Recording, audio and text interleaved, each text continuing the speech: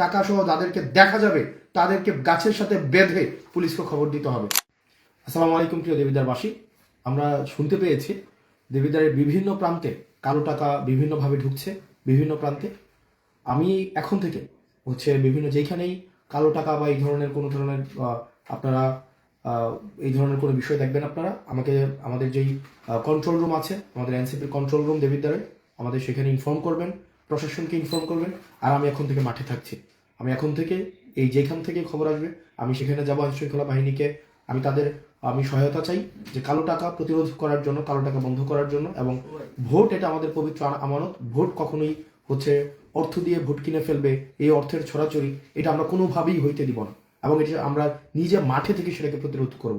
এখন থেকেই এই মুহূর্ত থেকে একদম ভোট না দেওয়া পর্যন্ত, ভোটের ফলাফল না প্রকাশ করা পর্যন্ত আমি মাঠে থাকব। এবং বিশেষ করে কয়েকটা এলাকায় বিশেষ করে এখন অর্থ ঢুকছে।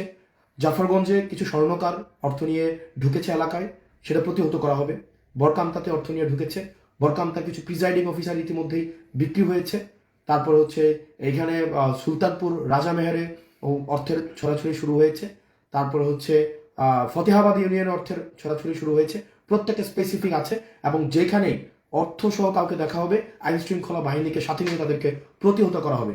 আপনারা প্রত্যেকেই যারা যারা আছেন ভোট কেন্দ্রগুলোতে, আপনারা যারা যারা আছেন প্রত্যেকেই আপনারা দেবিদ্বারে যারা আছেন, আপনারা অর্থ নিয়ে যারা আসছে, যেসব কুলাঙ্গার, যেসব যারা বাংলাদেশটাকে আবার বিক্রি করে দিতে চায়, যেসব যাদের ভুলের কারণে আমাদের এই তরুণ প্রজন্মকে বছরের পর বছর খেসারত দিতে হয়েছে, রাস্তায় এসে রক্ত দিতে হয়েছে, যারা আবার টাকা নিয়ে বের হবে পাঞ্জাবি সহ ধরে তাদেরকে বেঁধে রাখতে হবে। তাদেরকে যারা টাকা নিয়ে বের হবে, দেবিদ্বারের কোনো এখানে কোনো স্পেস দেওয়া যাবে না। যারা টাকা নিয়ে বের হবে, টাকা সহ যাদেরকে দেখা যাবে তাদেরকে গাছের সাথে বেঁধে পুলিশকে খবর দিতে হবে। পুলিশকে খবর দিতে হবে। এখানে কোনো দেবিদ্বারের প্রত্যেকটা নেতাকর্মী, এখানে বা বিএনপি জামাত সহ যারা আছেন সবাই চায় সুষ্ঠু নিরপেক্ষ ভোট হোক, সেটা সবাই চায়। এবং এই ক্ষেত্রে যারা অর্থ নিয়ে দেবিদ্বারে এখন আপনারা ঢুকেছেন, আপনাদের প্রত্যেকের চূড়ান্ত পরিণতি দেখে নেওয়া হবে। চূড়ান্ত পরিণতি দেখা নেওয়া হবে।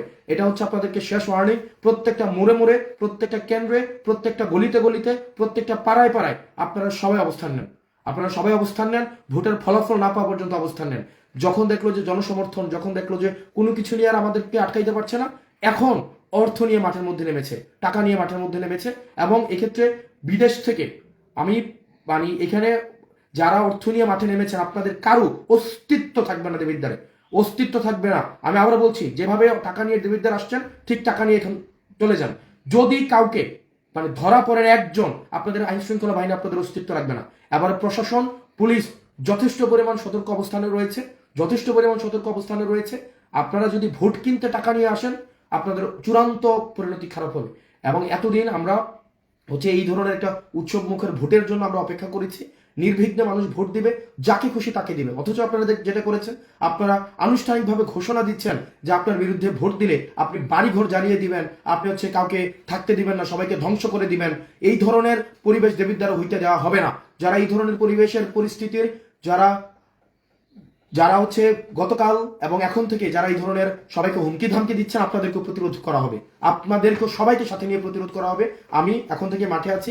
যেখানেই দেখবেন আপনাদের কোনো ধরনের জটিলতা তৈরি হচ্ছে, অর্থের কোনো ধরনের ছড়াছড়ি শুরু হয়েছে, পেশি শক্তি দেখানো হচ্ছে, আমাদের এনসিপির কন্ট্রোল রুম দেবিদ্বার আপনারা জানাবেন।